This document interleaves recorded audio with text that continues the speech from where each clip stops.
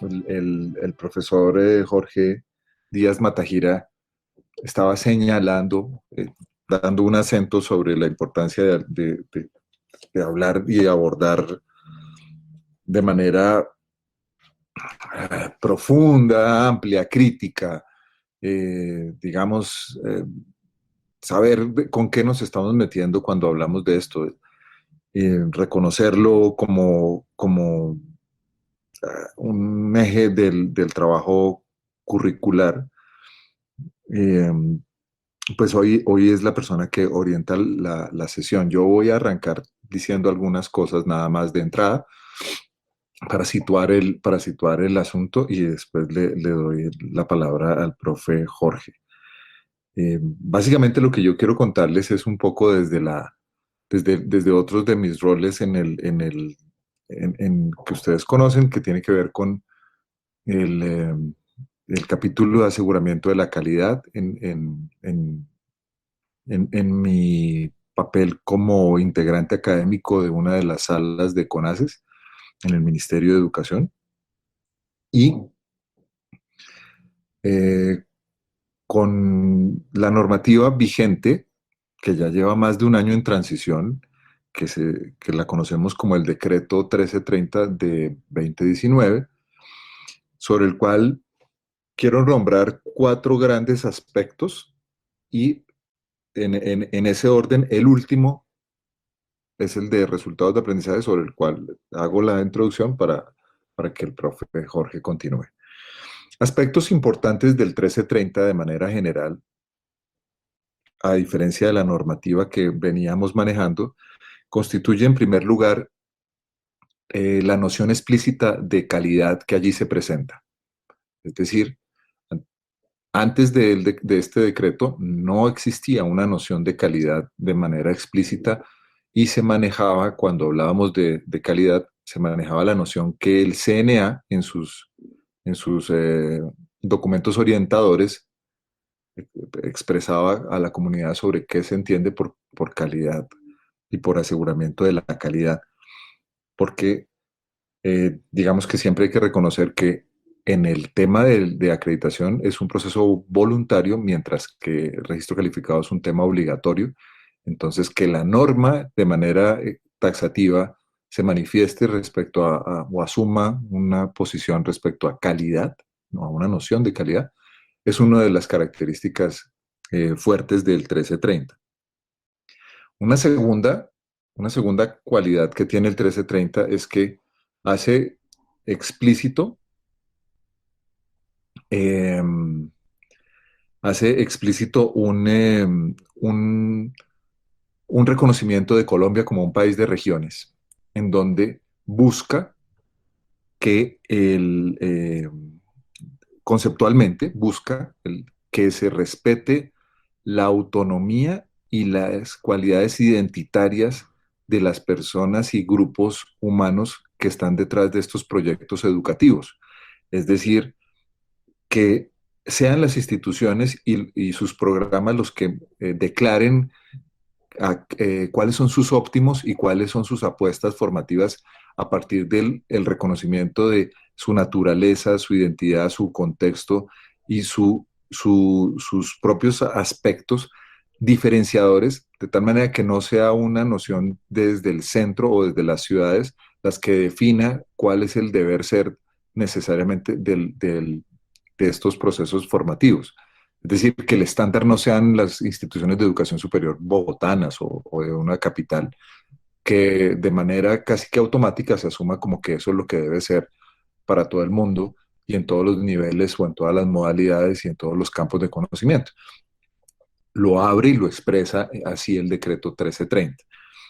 La tercera, el tercer gran aspecto está en la declaración que se hace en el decreto sobre la importancia de definir, formar, desarrollar, fortalecer o consolidar los sistemas internos de aseguramiento de la calidad en las instituciones. Y cuando hablamos de eso, hablamos de sistema con letras mayúsculas, ya no como solamente acciones aisladas u oficinas de aseguramiento de la calidad que se presentan en muchas instituciones, sino un sistema interno de aseguramiento de la calidad que por ahí derecho va aparejado de el desarrollo de un hábito fundamental que es el sistema de registro y de contar con sistemas de registro, con sistemas de información digital, sistemas de registro muy robustos que permitan la generación de reportes para tomar decisiones informadas y que permitan la generación de diferentes tipos de análisis para conducir los destinos de estos programas y estas organizaciones. Es un acento que se hace también en el decreto 1330 cuando se habla de los sistemas internos de aseguramiento de la calidad y fortalecer y robustecer los sistemas de información a partir de las cuales se generan los diferentes reportes y se toman las decisiones informadas que facilitan la administración de estos procesos. Y tal vez sobre el cual hay más relación directa desde el accionar del profesor, es la noción que se presenta en el decreto cuando hablamos de resultados de aprendizaje. Que bien, venía diciendo hace un momento, no hay que confundir con learning outcomes. ¿Por qué? Porque así como cuando se habla de design thinking y se entiende que es una metodología de diseño proveniente de una escuela de administración, desde el campo de la administración, pero que es distinto al pensamiento de diseño, que el pensamiento de diseño es un capítulo amplio y es un tema de trascendencia, pues, que es a donde apuntamos en todo momento cuando estamos en la formación profesional en el campo de diseño. Eh, el design thinking es un camino más, así como learning outcomes es un camino que obedece a una escuela propia de los años 70, de la escuela de Bloom y sus seguidores, que a partir de la definición de unas taxonomías se definían una serie de cosas, eh, unas formulaciones que por supuesto tienen que ver con el desplazamiento de el centro de la operación ya no en las formulaciones como las hacían los profesores, o sea, desde la orilla de los profesores, es decir, los objetivos. O sea, un objetivo es una formulación dada desde la orilla de la mirada del profesor, versus la carga que se da o el acento que se da al proceso dialéctico y dialógico entre enseñanza-aprendizaje, en donde se da un acento mayor hacia el aprendizaje, es decir, en los resultados eh, diferenciables y de alguna manera evaluables que se manifiestan en los estudiantes. Entonces, el tema de resultados de aprendizaje quisiera que lo abordáramos con palabras grandes, o sea, como el resultado de un proceso, no necesariamente como Learning Outcomes y el camino de Bloom y sus otros desarrolladores, sino una mirada más amplia que está situada dentro de esto que les contaba del paso del acento en la docencia, en la enseñanza, hacia el aprendizaje y esa relación que se da entre las dos. Pero bueno, no quiero alargarme, solamente este es un preámbulo para situar de qué nos va a hablar hoy el profe Jorge Díaz Matajira y los dejo con él. Muchas gracias. Bueno, hola. Eh, sí, entonces pues la idea que surgió también desde la reunión pasada, pero que es un tema que ya hemos venido sonando y sonando aquí. La idea hoy es como eh, simplemente hacer una apertura de ventana, una apertura de puerta, una primera charla, ¿no? Porque digamos, lo digo pues por si hay expectativas de que vamos a profundizar demasiado en el tema de resultados del aprendizaje, vamos a comprender y aclarar todo, no. Posiblemente lo que vamos a generar o lo que voy a generar es más inquietudes y más dudas, ¿sí? Generar un poco de confusiones, aunque podemos generar algunas aclaraciones, pero es un tema de entrada. Entonces, simplemente lo que yo quiero con esta charla es como abrir que se abra el tema y que le podamos hacer seguimiento al tema y construcción al tema durante mucho tiempo, ¿sí? Incluso años le podamos hacer seguimiento a este tema. Eh, entonces yo voy a hablar no solo de resultados de aprendizaje, sino quisiera hacer como una contextualización general sobre el tema, sobre cosas que hay alrededor del tema y que enredan mucho la cabeza. Yo les voy a hablar un poco desde algunos autores que he conocido, pero les voy a hablar mucho desde mi experiencia. Yo me formé en mis posgrados, me formé en educación y trabajé mucho en Facultad de Educación enseñando este tipo de cosas y este tipo de temas. Y yo no sé, yo no soy un experto en el tema, pero al tener una experiencia enseñando sobre esto, me he hecho muchas preguntas y he hecho muchas observaciones. Y lo que quiero es compartir un poco eso, ¿sí? No es que yo tenga la absoluta experticia y claridad sobre el tema, sino que quiero compartirles unas preguntas que me he hecho sobre el tema y que me parece importante aclarar porque he visto que genera mucha confusión. Ahora, el tema de la educación como un campo de estudio, como una disciplina eh, o como una ciencia, y, y supongo yo que como las ciencias humanas o las ciencias sociales, eh, pero principalmente la educación, que es lo que yo más conozco de las ciencias humanas y las artes, hay mucha confusión alrededor de los temas y de los conceptos porque existen muchas perspectivas y existen muchos autores hablando de unas mismas cosas desde diferentes ángulos. En educación es diferente encontrar consensos, consensos mundiales, consensos regionales y hasta consensos locales sobre conceptos y temas. Pareciera que hay muchos conceptos, muchas definiciones para entender unas cosas. Y los conceptos suelen ser polisémicos, o sea, cuando hablamos de competencia, pues competencia es un partido de fútbol, un evento deportivo. Competencia de sí, también hace parte de jugar, pero competencia pues también tiene unas significaciones con el saber hacer o tiene unas significaciones en el mundo de la educación, en fin, son conceptos que se vuelven muy polisémicos y eso pasa con los objetivos y eso pasa con los resultados de aprendizaje y pasa con todo en la educación. ¿Qué es currículo? No, pues podemos encontrar mil autores que nos hablan de lo que es currículo y desde dónde está parando cada uno, pues entonces, muchas veces hay frustración porque tenemos las expectativas de encontrar una forma de entender algo como si hubiera una absoluta claridad frente a algo y eso no es verdad. Lo importante, a veces creemos y nos dicen curso para evaluar competencias o para evaluar resultados de aprendizaje o curso para la didáctica de resultados de aprendizaje, como si existiera una sola forma de evaluar competencias como si existiera una única forma de hacer didáctica con los resultados de aprendizaje. Y no, no existe una sola forma, no existe un consenso frente a esto, no existe un único camino, existen caminos. ¿Qué me parece a mí que es lo importante? Lo que me parece importante es que como comunidad hagamos de esto un camino en el que discutamos, en el que lleguemos a consensos entre nosotros, en el que lleguemos a diferencias entre nosotros, pero construyamos un camino nosotros. ¿Por qué? Porque la educación no se abre estos espacios para generar estas reflexiones sobre lo que la educación, sobre lo que va pasando en la educación a través de los años. Entonces, lo importante es eso, lo importante es hacer una construcción sobre un tema más que hagamos mil cursos sobre cómo evaluar competencias, esto es que nosotros hagamos de esto un camino, un modelo y podamos hacer una evaluación crítica después de un tipo de decir, realmente esto como modelo funciona, no funciona, agreguémosle esto, quitémosle esto, pero pues porque estamos haciendo una construcción y una reflexión constante sobre el tema, ¿sí?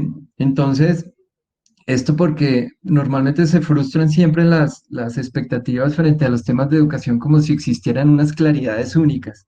Y no, realmente no lo hay. Entonces yo quisiera como hacer una contextualización general del tema y proponer que hagamos de esto un camino y hagamos de esto una mirada crítica, encontremos unas ventajas, unas desventajas en el camino y podamos hacer participar ojalá algún día participar en congresos y puede ser locales, internacionales, nacionales, donde mostramos una forma en que le hemos dado la mirada al tema y por qué es funcional o por qué no es funcional.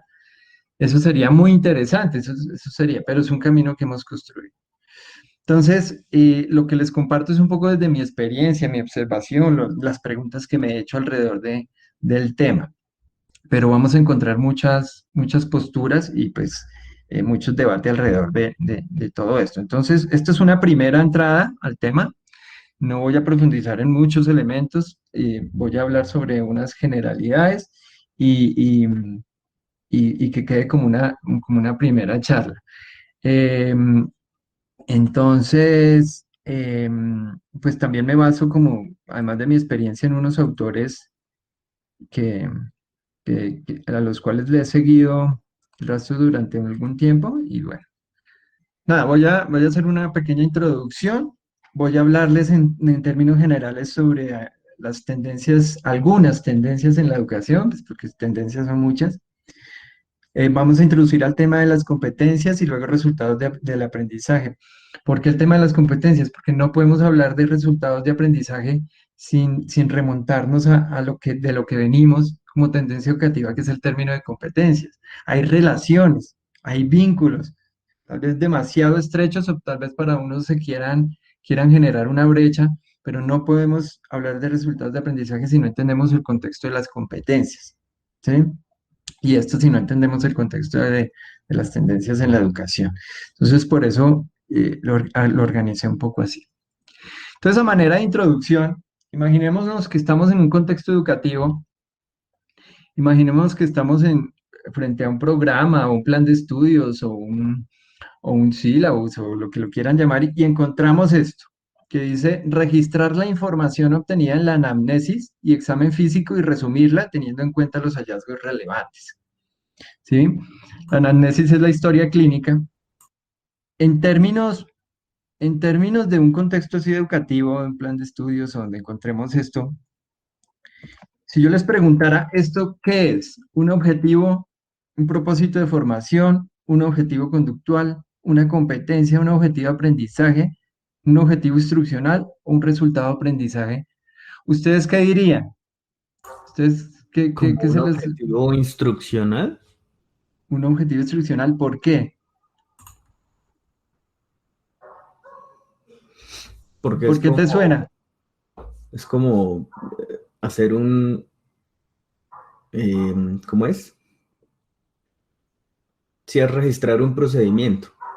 Están escribiendo perdón, están escribiendo en chat, es que no veo el chat, por lo que estoy compartiendo No, no, pantalla. no.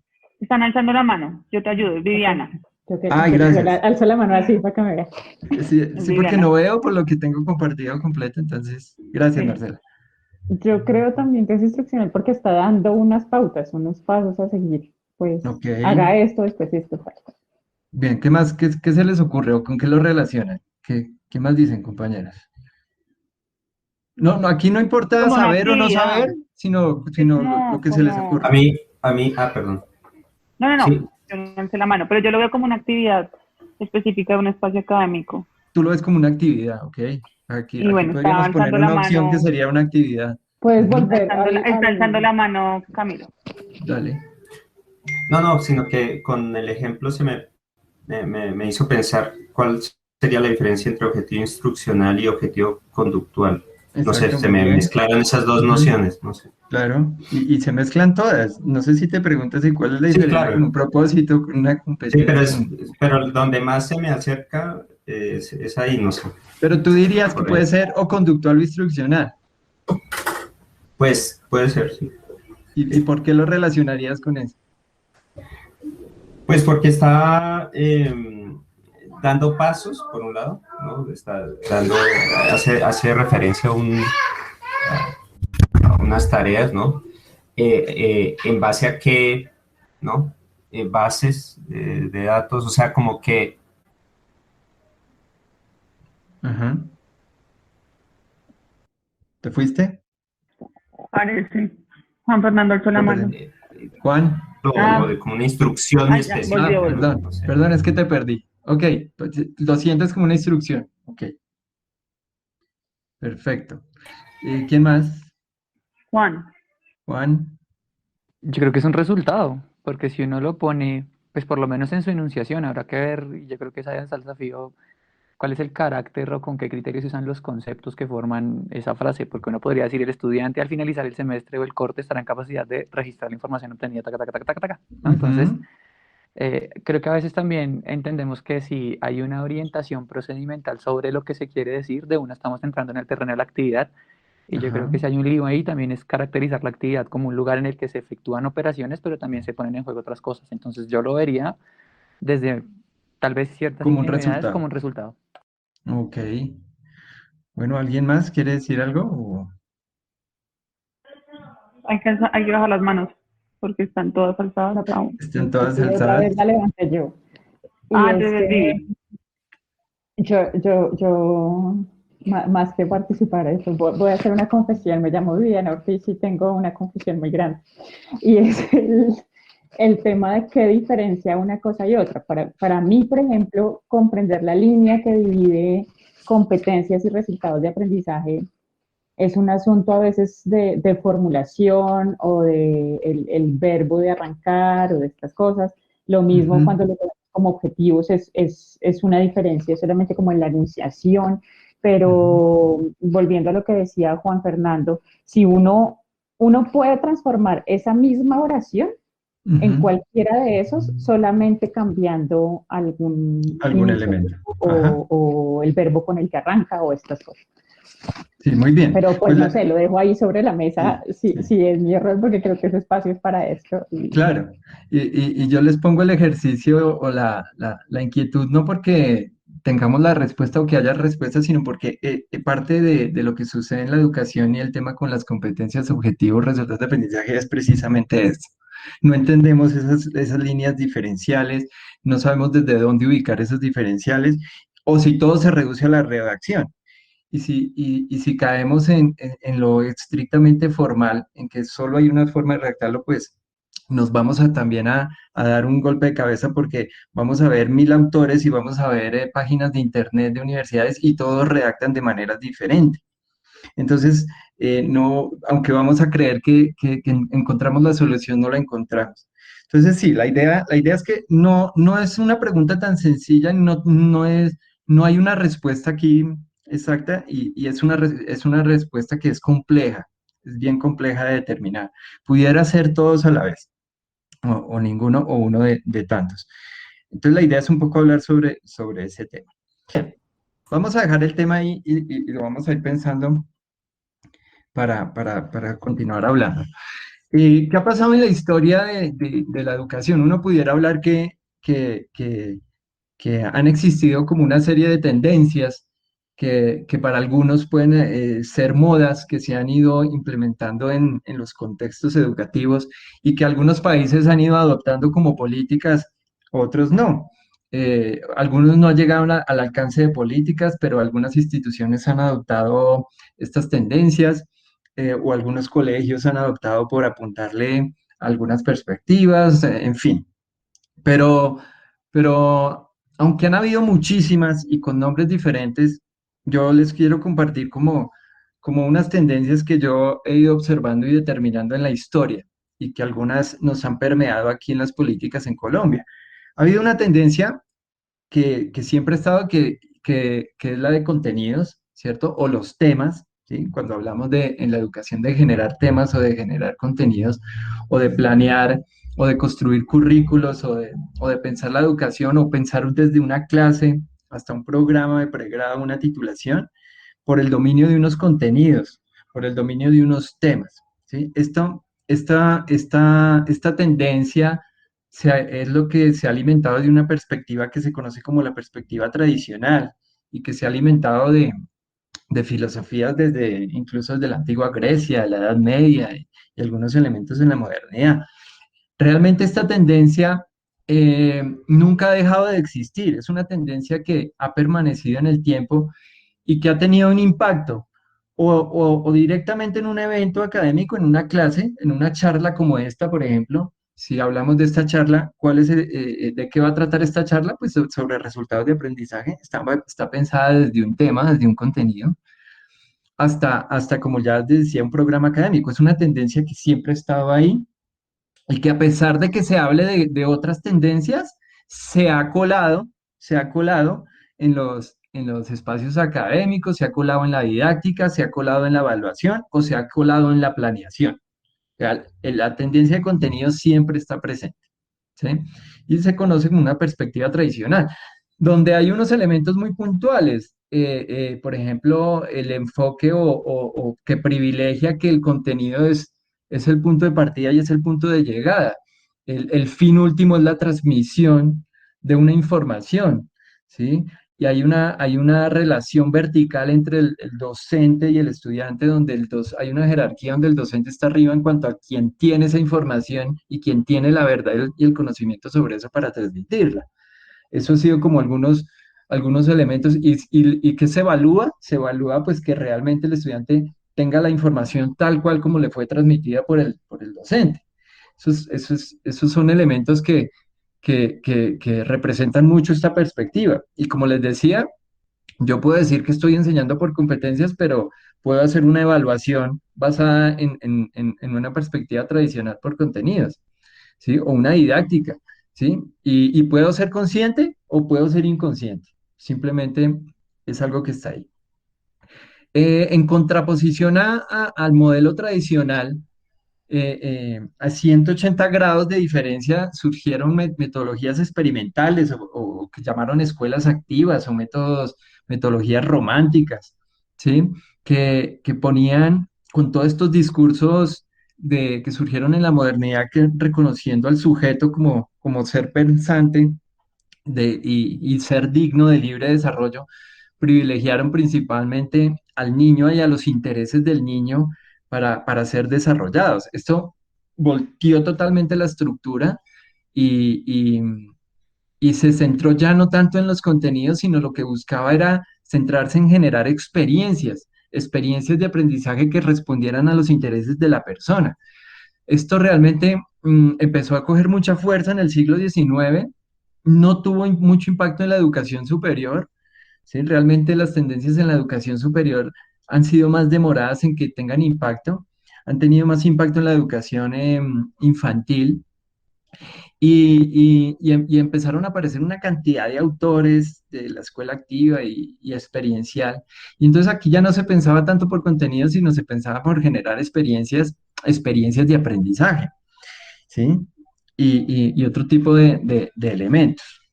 ¿Qué pasa por ejemplo, en Estados Unidos principalmente, y aunque en Europa también, que viene tomando mucha fuerza la escuela experimental y viene empezando los estudios, empezando a dar resultados de la formación, y vienen las guerras mundiales, y viene la Guerra Fría, y viene este desarrollo científico y competencia entre países, y tumba un poquito esta velocidad con que venía, o este impulso de las escuelas experienciales lo tumba un poquito, porque los países se enfocan más en desarrollar más la ciencia, que es lo que está poniendo, digamos, un poco la tendencia en el mundo por el desarrollo armamentista y tecnológico y de la guerra y todo este tipo de cosas. Y lo que está poniendo en cuestionamiento es nosotros como países a qué le debemos apostar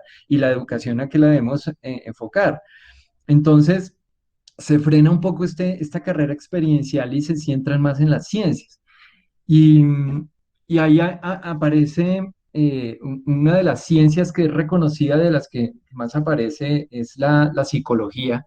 Y la psicología viene como todas las ciencias duras, influenciadas por una perspectiva positivista.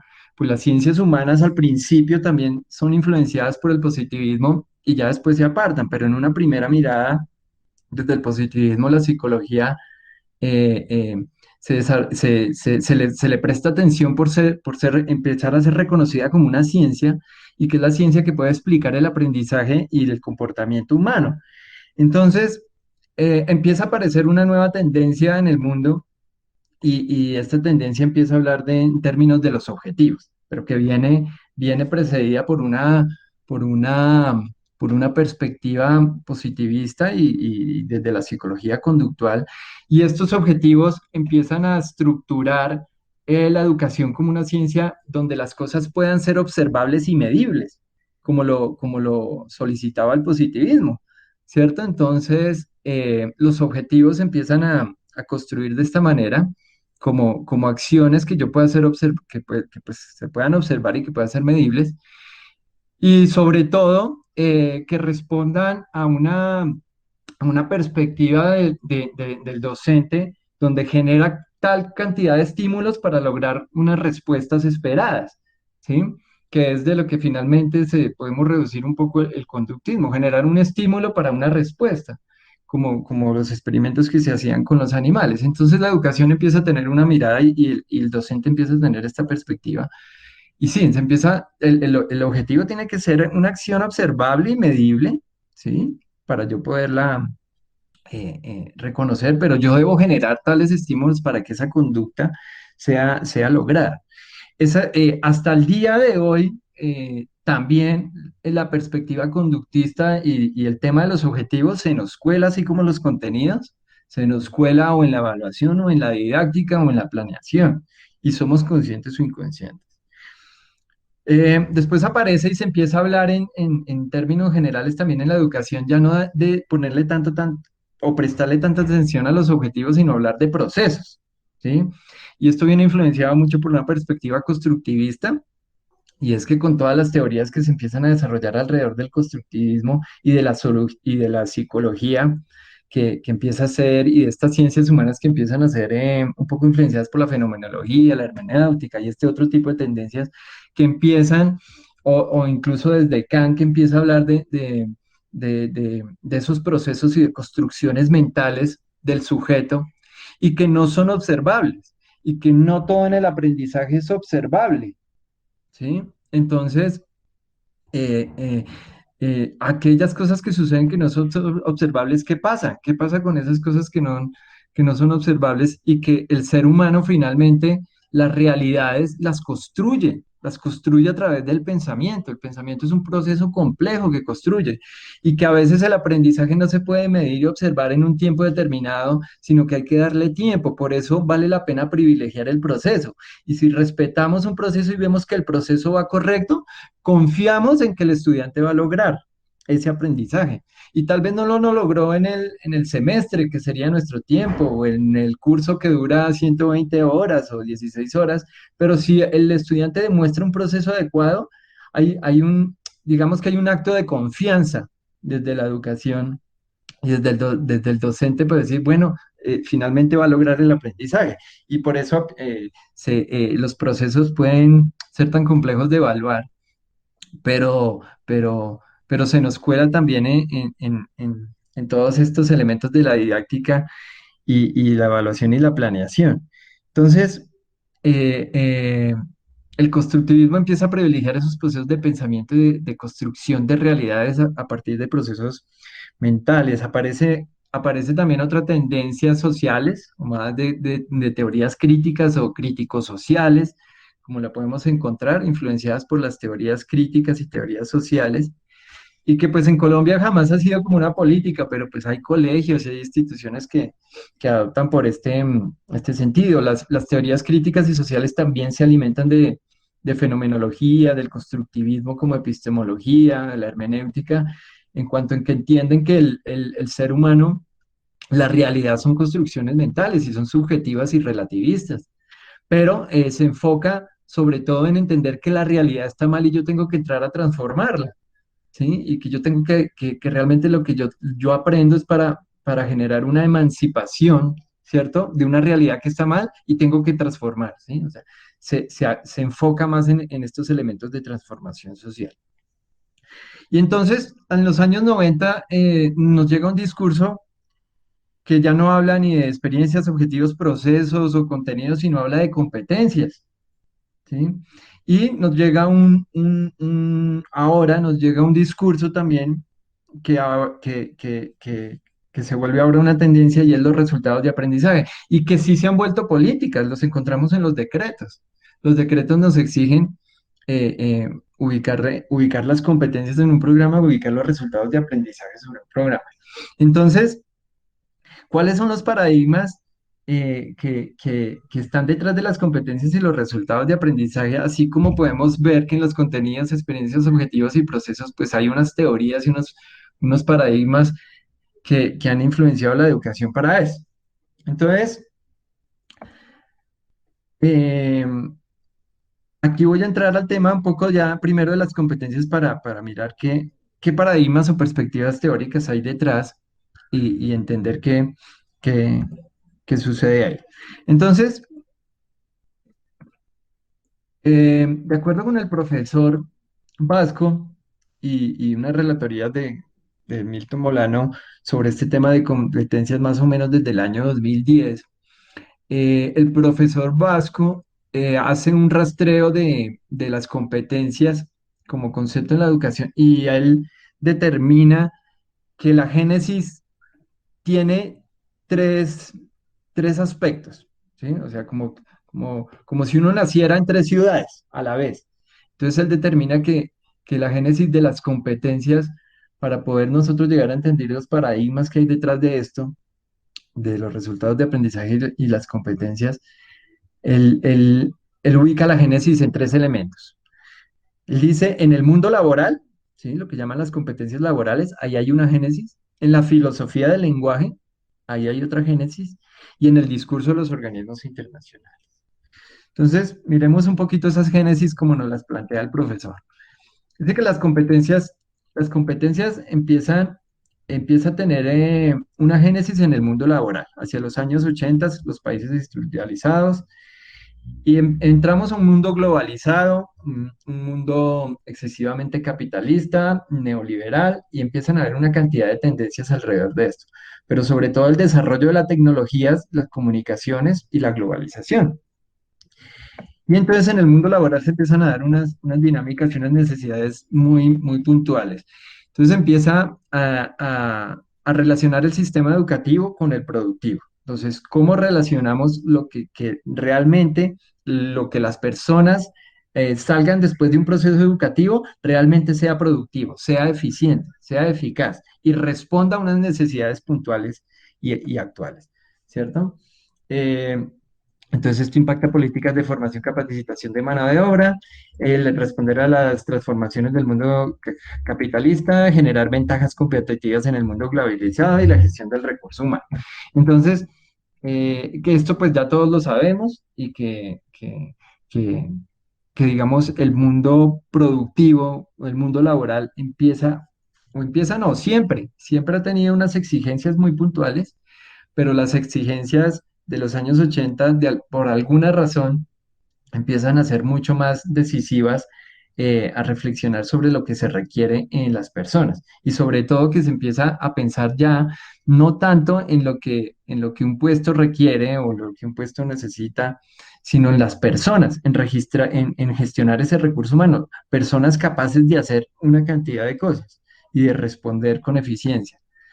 Entonces, se empieza a hablar de competencia un poco en contraste con lo que en los años 60 se hablaba de la calificación o la certificación laboral. Antes se decía, esa persona está calificada para, o esa persona está certificada para. Entonces se empieza a hablar en términos de, esa persona es competente para, ¿sí?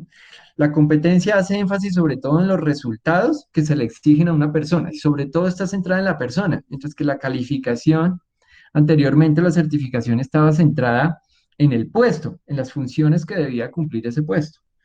Pero como la tecnología avanza tan rápido, el conocimiento empieza a variar de tanto y el mundo empieza a ser globalizado. Se empieza a necesitar que no es que la persona cumpla con las funciones de un puesto puntual que tiene unas habilidades y unos conocimientos muy puntuales, sino que la persona sea capaz de hacer muchas cosas, tomar decisiones, saber de esto, saber de lo otro, adaptarse a que ya me pusieron un computador nuevo, que tengo ahora que escribir cartas, que hacer un PowerPoint, que hacer una conferencia, una cantidad de habilidades que el mundo empieza a exigir rápidamente, que tenemos que estar aprendiendo todo el tiempo y adaptarse, que se empieza a hablar en términos laborales de competencia, ya no en términos de un puesto, sino de una persona que sea capaz de aprender y resolver situaciones y de resolver problemas y tomar decisiones y capaz de adaptarse a muchos elementos. Entonces, pero finalmente todo ¿para qué? Para un resultado, para la eficiencia, para un producto. Entonces aparece una primera, una primera sección de la competencia como conocimientos y habilidades que aseguren un producto deseado, ¿sí? Ya hacia los años 90. En este mundo laboral también hubo algunas perspectivas. Estaba la perspectiva de la psicología conductista a nivel de las relaciones laborales, que se centraba, se empezó a hablar desde esta perspectiva sobre el desempeño efectivo. Entonces, cómo alcanzar resultados específicos con acciones específicas en un contexto dado. Y aquí la palabra clave es desempeño efectivo. ¿Por qué? Porque hasta nuestros días las competencias se entienden en términos de desempeño efectivo. Entonces aquí surgió, en términos del mundo laboral, se hablaba de competencia genérica como esa capacidad de desempeñarse efectivamente. Habían otras tendencias que se entrecruzaban muy ligada a la conductista, que era la funcionalista, pero que pensaba más sobre todo en las funciones, ¿sí? ¿Qué debe ocurrir para que, o sea, identificar objetivos principales de una organización y qué debe ocurrir para que se logre dicho objetivo? Esta perspectiva, sobre todo funcionalista, lo que privilegiaba era centrarse en el producto, más que en el proceso, o sea, más que en el desempeño. Obviamente el desempeño es importante, pero aquí lo importante es lograr ese producto. Entonces, qué hay que hacer para que se logre dicho objetivo, dicho producto? ¿Mm? Y la constructivista, que, que finalmente le concedía era más privilegio al proceso sobre el producto, o sea, la importancia a la persona desde su condición real, y se establece una relación ya entre la capacitación colectiva de los empleados. Entonces, si yo entiendo que lo importante es el proceso, yo invierto en mis personal, yo lo capacito, yo le doy tiempo y sé que voy a finalmente adquirir un producto deseado. Todas estas perspectivas en el mundo laboral se entrecruzaron para hablar de desempeño y de producto y de competencia, finalmente. Aquí en Colombia, ¿qué pasa? Colombia es el SENA quien asume, sobre todo desde una perspectiva funcionalista, de quienes primeros asumen este tema de las competencias, porque pues ha sido la formación puntual para lograr resultados y productos específicos en el trabajo, la formación para el trabajo. Entonces, una de sus tareas en su momento fue la elaboración de normas de la competencia laboral, conformada por conocimientos, habilidades, destrezas, comprensión y actitudes. Y aquí viene una de las definiciones que más se reconocen alrededor de la competencia. Conocimientos, habilidades, destreza, comprensión y actitudes que se identifican en una etapa funcional para un desempeño competente. Siempre para un desempeño competente, pero ¿para qué ese desempeño competente? Pues para lograr un producto, un resultado. ¿Sí? Entonces, esa es la génesis desde el mundo laboral que se ubica.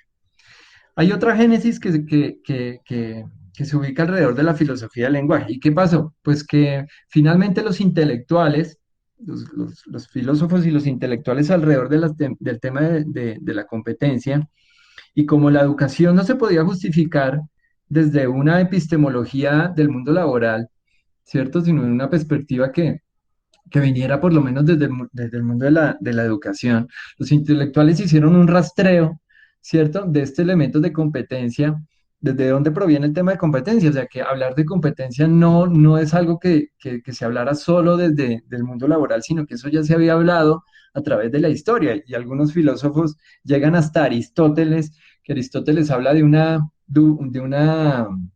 dupla que es potencia-competencia, donde potencia es esa capacidad del ser humano por el saber y la competencia es esa capacidad del ser humano por el hacer. Y entonces, por eso, algo que se volvió común alrededor de las competencias era relacionarlas con el saber hacer. ¿Sí? Se remontaron a Aristóteles desde la acción principalmente y justificaron epistemológicamente desde la filosofía la competencia como un saber hacer desde Aristóteles. Y hay otros dos elementos, no solo está la acción, sino está el lenguaje y el pensamiento. Entonces, también se rastreó a Noam Chomsky el término de la competencia y Chomsky hablaba de que la competencia es esa facultad, proceso mental que nos diferencia con los animales y que existe en el ser humano, y es esa capacidad que tenemos los seres humanos por el lenguaje. Entonces, Chomsky habla de la competencia lingüística, ¿sí? Y por eso algunos remontan el origen epistemológico de las competencias a Chomsky, ¿sí? Como quien primero habló este tema de la competencia. Pero aparecen otros autores a quienes también se rastrea el tema, que es Heinz y Habermas, y que de ellos no solo hablan de la competencia lingüística, sino que ellos dicen que la verdadera competencia que tiene el ser humano es la competencia comunicativa y que se da a través de la interacción social. O sea, que no es solo un proceso, no es meramente un proceso mental, sino que es ese proceso mental en la acción. Y en la acción se ve es a través de la comunicación, o sea, esa competencia lingüística se ve en la acción, entonces lo que en realidad es una competencia comunicativa. Pero este es como, finalmente esto es como la génesis que los intelectuales rastrean alrededor del término competencia. Ahora, lo que yo les decía, la competencia como palabra es polisémica y pues se puede referir a una cantidad de cosas. Pero esta es una segunda génesis que se puede rastrear y que se intentó hacer alrededor de las competencias. Y hay otra génesis que va de la mano con estas dos anteriores y es el discurso de los organismos internacionales. ¿Sí? Unos discursos que si bien viene una exigencia en el mundo laboral de los 80s, ya en los 90s se implantan unos discursos internacionales.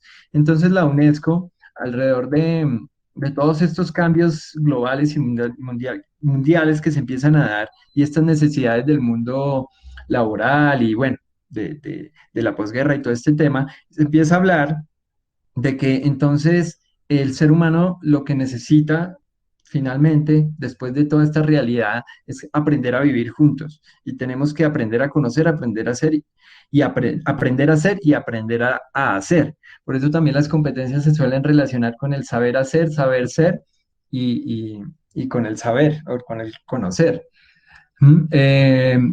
Este discurso lo que empieza a plantear es que la realidad de la educación, sobre todo en una educación tradicional que no estaba respondiendo al mundo productivo por un lado, y porque con el mundo globalizado y el desarrollo de la tecnología entramos a una nueva sociedad que se empezó a llamar la sociedad de la información y que también se llamó después sociedad del conocimiento. ¿Y qué necesitamos para adaptarnos a este mundo cambiante y este mundo de incertidumbre tan rápido? Pues necesitamos aprender a aprender. Entonces, la sociedad del conocimiento ya en términos tradicionales, la información no es transmitida por el profesor, maestro, docente o filósofo quien tenía esa sabiduría, sino que la información está al alcance. Entonces tenemos que aprender a gestionar esa información y que es tan cambiante que los descubrimientos cada vez van poniendo en tela de juicio otros y que el conocimiento va variando y cambiando, y tenemos que aprender a gestionar esa información. Entonces, estamos en una nueva cultura del aprendizaje y ya no nos sirve esos modelos tradicionales para responder a eso. Entonces, esto cae con la coyuntura de que Europa se empieza a pensar, ¿se acuerdan en los años 90 que Europa se empieza a pensar, se empieza a hablar de la Unión Europea? ¿Sí? Y entonces Europa empieza a plantearse como Unión Europea, pues respecto a la educación, un espacio de educación superior común, ¿cierto? Entonces en el 99, y esto es clave esta fecha porque con la declaración de Bolonia es que arranca realmente se formaliza este tema de iniciar el modelo por competencias como un modelo que nos caracterice como un espacio de educación superior europeo, propio, único y común, sobre todo. Entonces, de ahí surge el proyecto Tuning. El proyecto Tuning es el proyecto que parte de Bolonia. ¿Con qué fin? Primero, pues, pensarnos como un espacio de educación, un espacio común, ¿sí? Tener un discurso curricular común, ¿sí? Alrededor de toda el área, ¿cierto? ¿Para qué nos sirve nosotros como espacio común esto? Establecer esto alrededor de las competencias, pues contribuir al desarrollo de las titulaciones fácilmente comprensibles y comparables, ¿sí? O sea, que el médico en España, el médico en Suiza, el médico en Suecia, el médico en Inglaterra, el médico en Rumania, hubiera unas claridades y unas comprensiones que hicieran fácil y la comparación fácil dentro de esto. Y si estas comparaciones y estas titulaciones son más comprensibles a través de las competencias, supuestamente va a generar movilidad, ¿sí? Va a ser mucho más fácil. O sea, se supone que si somos un espacio común, pues en España yo puedo contratar al médico de Rumania y garantizo que tenemos las mismas competencias o las competencias básicas similares. Entonces, puede haber movilidad, puedo estudiar allá, trabajar aquí, en fin, todo este tipo de cosas. ¿Cierto? Mantener a las universidades en constante diálogo con la sociedad y generar cooperación. Tuning, como su nombre lo indica, tuning es un término que lo podemos relacionar directamente con la música, que quiere decir afinar, ¿sí? Si pensamos en Europa como una guitarra, pues cada país es una cuerda que tenemos que afinar para trabajar conjuntamente alrededor de esto. Pero esto para responder finalmente a un mundo productivo que lo estaba solicitando. Entonces, Tuning empieza a trabajar en cuatro líneas muy puntuales, en desarrollar competencias genéricas y específicas. ¿Cuáles son las competencias genéricas? Pues son competencias que debe tener todo profesional, ¿sí? Toda persona que ha pasado por un pregrado de 5 años, 4 años, debe tener estas competencias. Y las específicas, las de cada disciplina. Empieza a trabajar en una segunda línea. Este término, este discurso de competencias debe tener unos enfoques propios de enseñanza, aprendizaje, o sea, unos enfoques de didáctica y unos enfoques de la evaluación, ¿sí? Entonces, ¿por qué esto? Pues porque esto surge al revés, o sea, no surge de unos procesos didácticos y evaluativos o de unas epistemologías educativas, sino surge al revés, surge de unos procesos, de unos discursos y de unas necesidades productivas, y entonces después hay que hablar de enfoques. Entonces, lo que busca es que tenga un impacto en la didáctica y un impacto en la evaluación, y un impacto finalmente en la planeación curricular. Si yo voy a hablar de competencias y si vamos a hablar de competencias a nivel de Europa, de espacio europeo, no podemos hablar de competencias desde un mismo modelo tradicional o de otros modelos. Tenemos que generar de esto un propio modelo que sea coherente, ¿sí? Que sea coherente con la didáctica y la evaluación.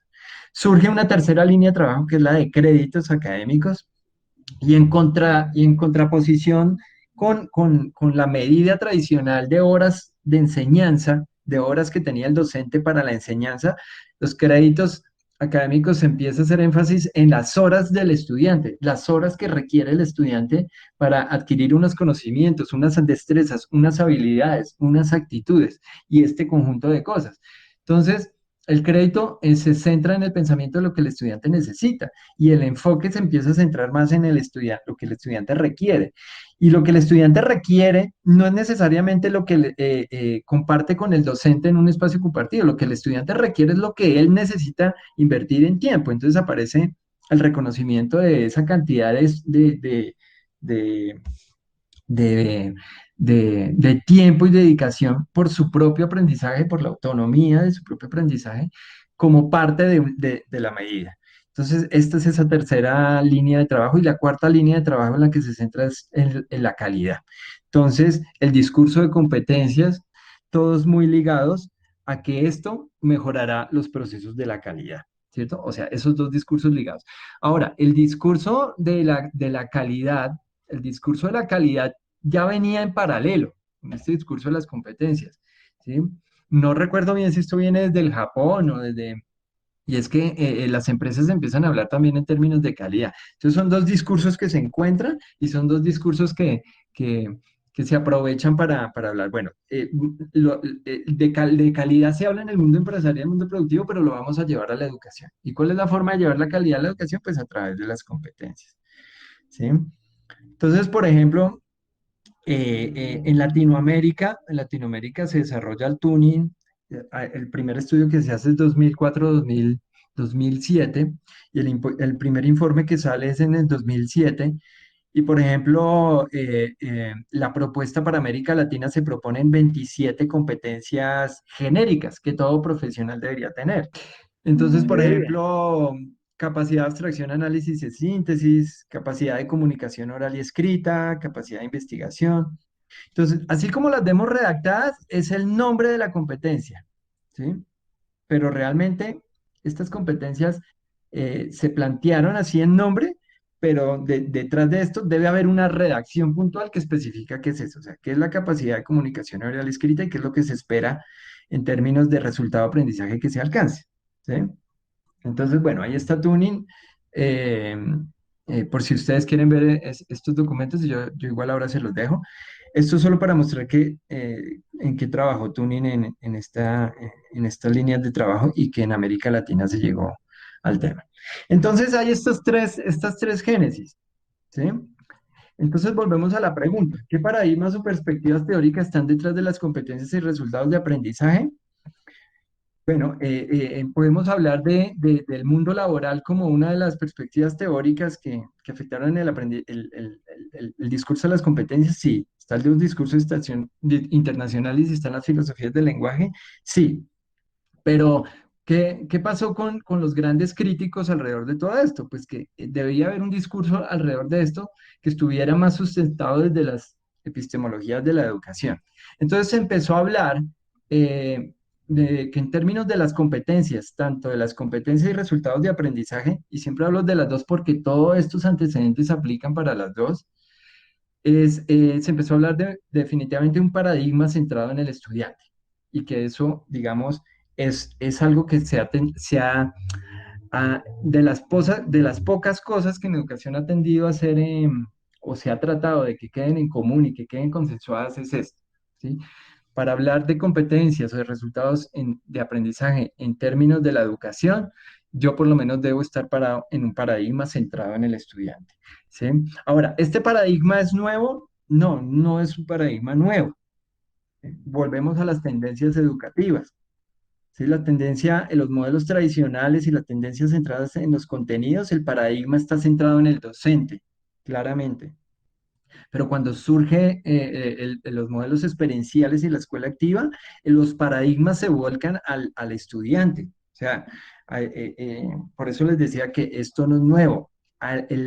Las ideas románticas y las ideas de la escuela activa también tienen elementos de un paradigma centrado en el estudiante. El conductismo tiene de las dos. El conductismo es como un falso positivo, es decir, como que trata de mostrar que se centra en el estudiante, pero de fondo lo que le interesa un poco más es ese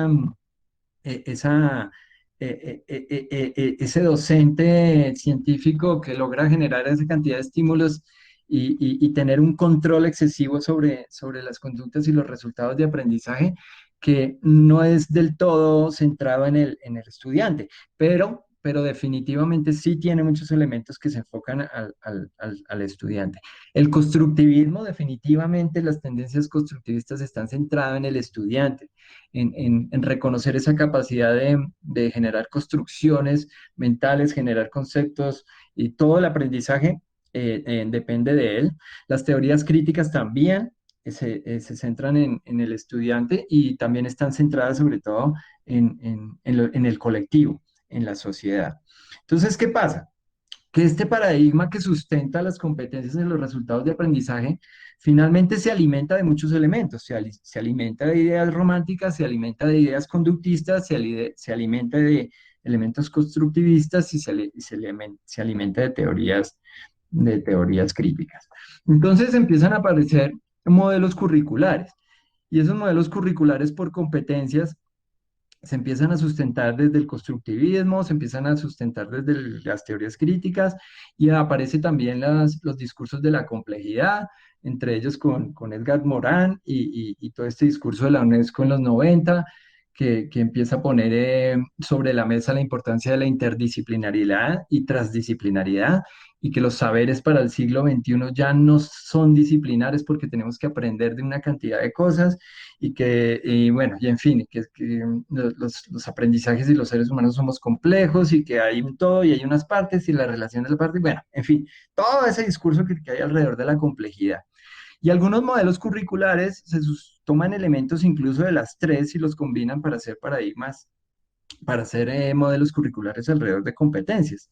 Aparecen discursos como en Colombia, como de Tobón, Tobón hace todo su tesis doctoral alrededor de este tema de las competencias, Miguel Ángel Maldonado, y finalmente se paran en uno o en otra perspectiva teórica o toman en elementos de varias, ¿sí? Pero el paradigma centrado en el estudiante para explicar las competencias se ha tomado de muchos elementos. Este paradigma lo sigue compartiendo los resultados de aprendizaje. Y aquí es importante hacer una aclaración con los modelos curriculares, mm, porque, porque con todo este discurso, con toda esta génesis y con todos estos paradigmas, eh, y el discurso internacional y se empiezan a volver políticas, se vuelve definitivamente una política en Europa. Muchos países en Latinoamérica empiezan a tratar de seguir el camino, pero Latinoamérica no se ha pensado como un espacio común. Sin embargo, se empiezan a hacer las experimentaciones. Definitivamente se empiezan a aplicar en los decretos. Algunos llegan a los colegios, llegan a las instituciones, a las universidades, bueno, en fin.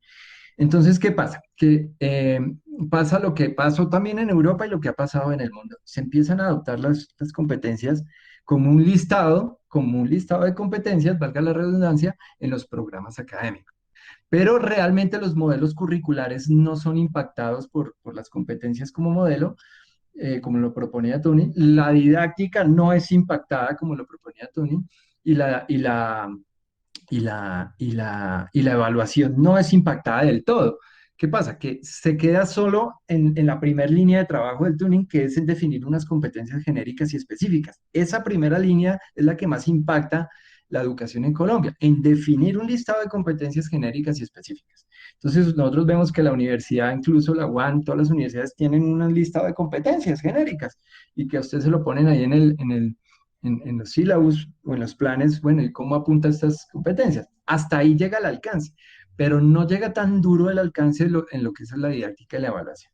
Entonces, eso es importante entenderlo. ¿Por qué? Porque cuando se hablaba de modelos curriculares por competencias, se empezó a hablar de una educación basada en competencias, ¿sí? Como modelo, o una educación por competencias, ¿sí? Como modelo, o simplemente que involucrara unas competencias. Y pasa lo mismo ahora con los resultados del aprendizaje, ¿sí? Lo que se busque, donde se busca y donde se quiere que esto tenga impacto y alcances en la didáctica y en la evaluación como modelo. Es decir, que los programas curriculares sean coherentes con resultados de aprendizaje y competencias como un modelo, ¿sí? O sea, que haya coherencia en la planeación, en los espacios académicos, en la didáctica y en la evaluación. Haya absoluta coherencia. No que yo plantee un programa por contenidos, la didáctica sea por contenidos, la evaluación sea por contenidos y tenga un listado de competencias o tenga un listado de resultados de aprendizaje. No. Entonces se empieza a hablar de enfoque de competencias, ¿o sí? Currículos con enfoque de competencias o currículo por competencias. Y empiezan a ver esos. Entonces, hay que entender esto como modelo. Una cosa es que exista como modelo y otra cosa es que no exista como modelo, pero que se incluyan en los planes de estudio. Por eso yo les decía en una charla que Juan Parra nos preguntaba si habíamos evaluado por competencias y no, yo les decía no creo, porque simplemente lo que hemos hecho es cumplir con un listado de competencias. Y que si vamos a ver al final, pues posiblemente los estudiantes las cumplen, pero no hemos hecho un registro de la didáctica y de la evaluación para dar cuenta que realmente se cumplieron o no se cumplieron las competencias. Nosotros tenemos unos procesos evaluativos y que finalmente desembocan en unos consensos de jurado y en una calificación, y tenemos unos procesos didácticos, ¿sí? Pero que hagamos un ejercicio de sistematización de que esto está respondiendo a un modelo por competencias, no ha tenido impacto y realmente ha tenido muy poco impacto en algunas instituciones.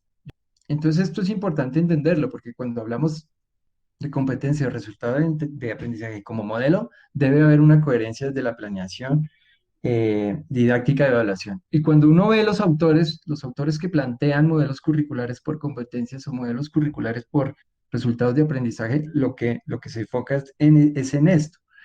Entonces, ahí empiezan a haber unas diferenciales, ¿sí? En cuanto a espacios académicos, en cuanto a número de créditos.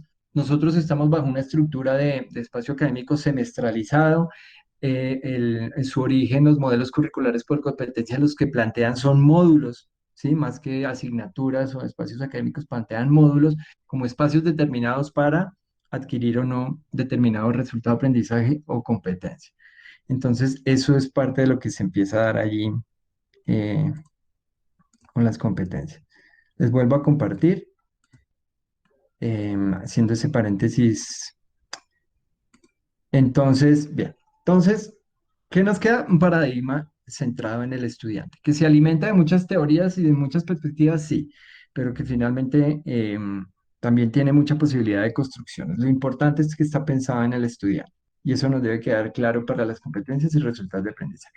De fondo se oculta el conductismo, ¿sí? Que es una de las perspectivas que no deja de afectar las competencias y que ha tenido muchas críticas las competencias y los resultados de aprendizaje por eso mismo. ¿Por qué? Porque de fondo sigue privilegiando el hecho de reconocer una conducta que finalmente pueda ser observable y que finalmente pueda ser medible. Esto no necesariamente es conductismo, no necesariamente, pero son elementos que provienen de ahí y que no podemos desechar así nomás. Hay que mirarlos con reojo porque si no caemos allá, si no queremos caer allá. Entonces, ¿cómo yo me paro en un paradigma y reconozco de dónde vienen ciertos elementos y le doy una mirada diferente? ¿Sí? Si soy consciente de todos estos elementos. Entonces, finalmente, Tuning define competencia, aunque aparecen muchas definiciones, una de las definiciones más difundidas es la siguiente. ¿Competencia qué es? Una combinación dinámica, y aquí está la clave, combinación dinámica. ¿De qué? De atributos en relación a conocimientos, habilidades, actitudes y responsabilidades, ¿sí? Una combinación de conocimientos, habilidades, actitudes y responsabilidades. ¿Qué describen? Resultados de aprendizaje. ¿Sí? Aquí aparece la palabra, ¿sí? No necesariamente el concepto, pero aparece la palabra. Resultados de aprendizaje de un programa educativo a lo que los estudiantes son capaces de demostrar al final de un proceso educativo. Aquí en Colombia se reduce esto a saber hacer en contexto, ¿sí? Entonces, finalmente, la competencia lo que debe demostrar es que la persona en un contexto determinado actúa y ese actuar da cuenta de que sabe, de que tiene habilidades, de que responde con actitudes y con responsabilidades. Entonces, ¿qué pasa? Pues que esto se empieza a estructurar de muchas maneras, pero se empieza a hablar de, bueno, ¿cómo vamos a redactar una competencia? Porque debe demostrar una combinación dinámica. Entonces, primero debo plantear un verbo de desempeño, ¿sí? El desempeño, recordemos que esto, ¿de dónde viene? Y es fundamental, está determinado por una manifestación externa que evidencie el nivel de aprendizaje del conocimiento. Esto no es nuevo, esto viene del conductismo y al desarrollo de habilidades y los valores del alumno y debe ser medible, ¿cierto? ¿Cuál es la diferencia? Que este verbo de desempeño debe ser complejo, que me reúna conocimientos, habilidades, actitudes y responsabilidades, ¿sí? Entonces, ¿yo cómo hago para reunir conocimiento, habilidades, actitudes y responsabilidades en un verbo? Bueno, debe haber un objeto de conocimiento que responde al qué de ese verbo, una finalidad, unos propósitos de acción y unas condiciones de calidad que me permitan por lo menos incluir unas actitudes y responsabilidades o darle un toque de esa manera.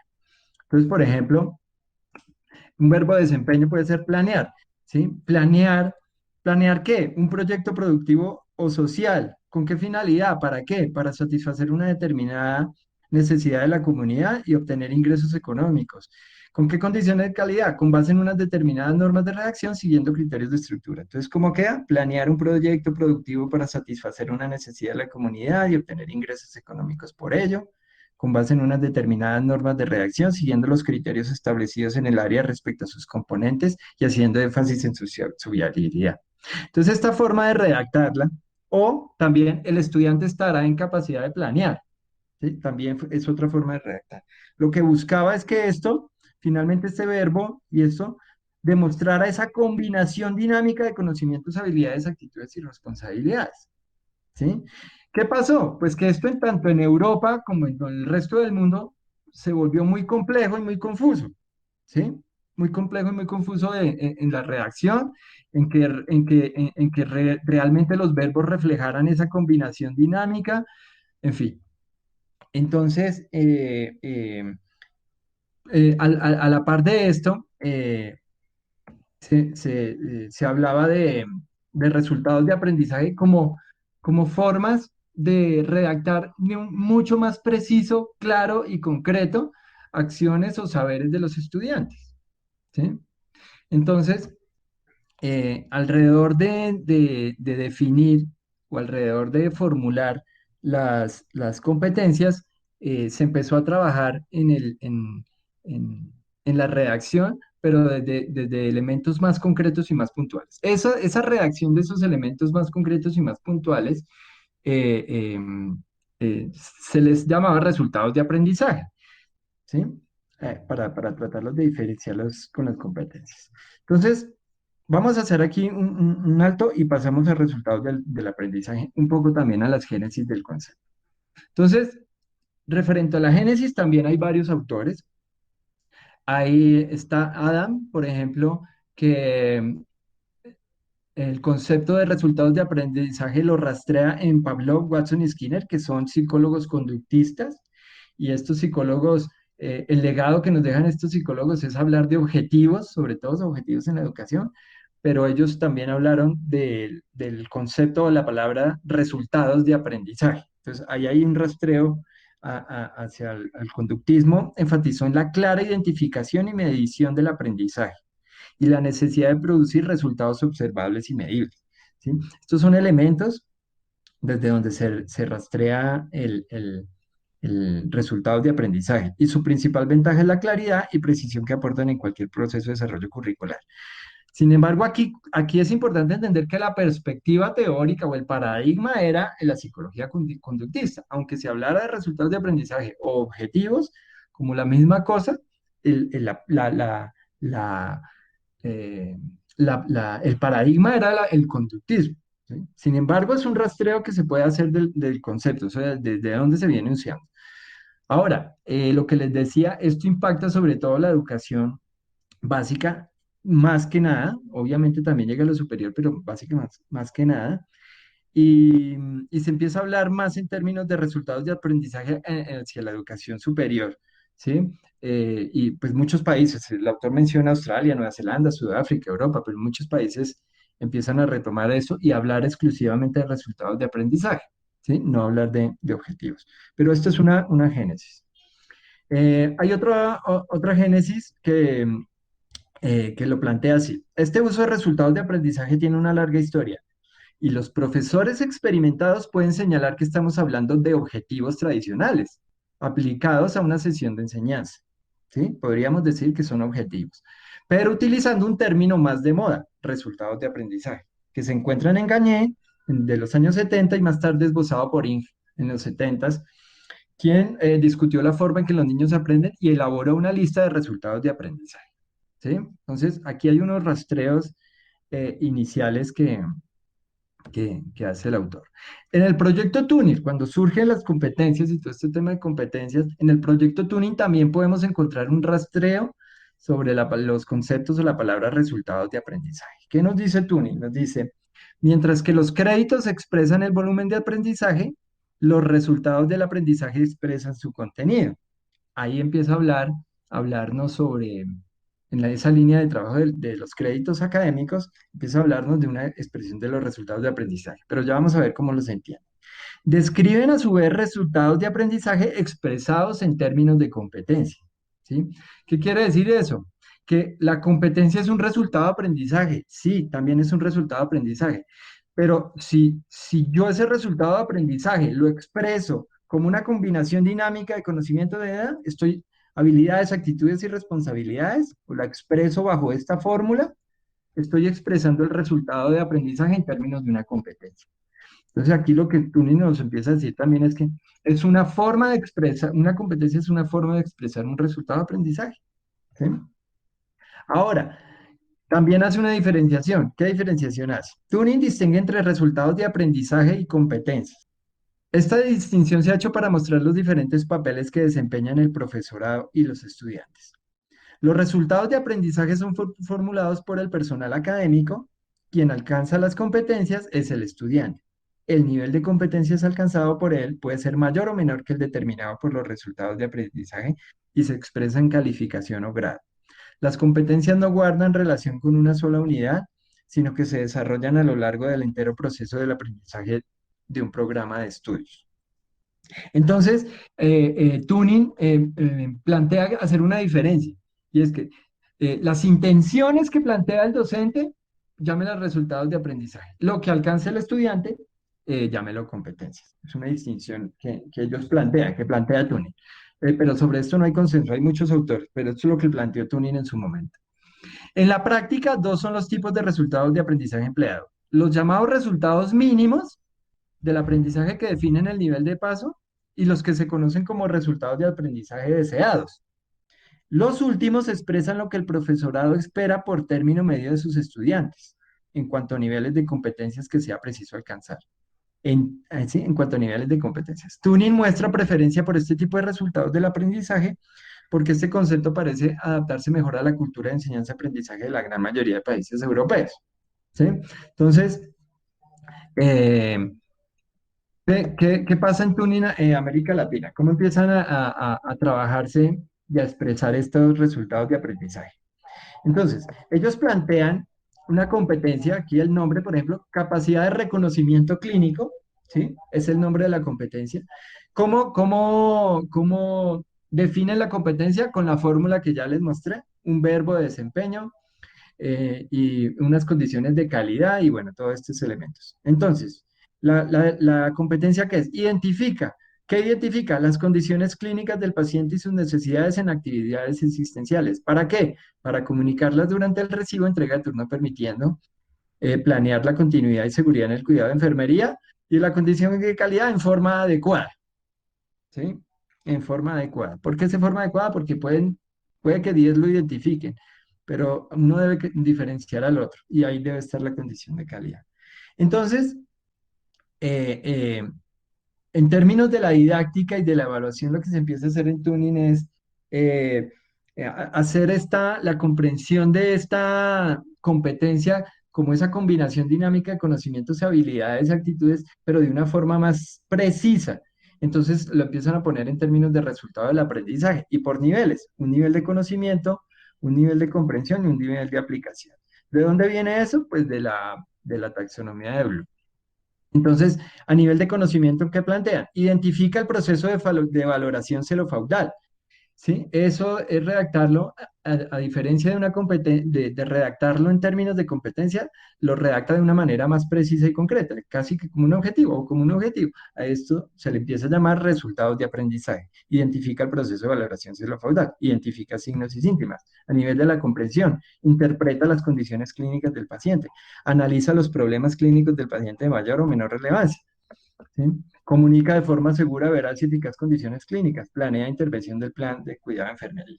Entonces, este rastreo que aparece en Tuning nos deja ver que el uso de resultados de aprendizaje como formas más concretas y puntuales de escribir un resultado de aprendizaje.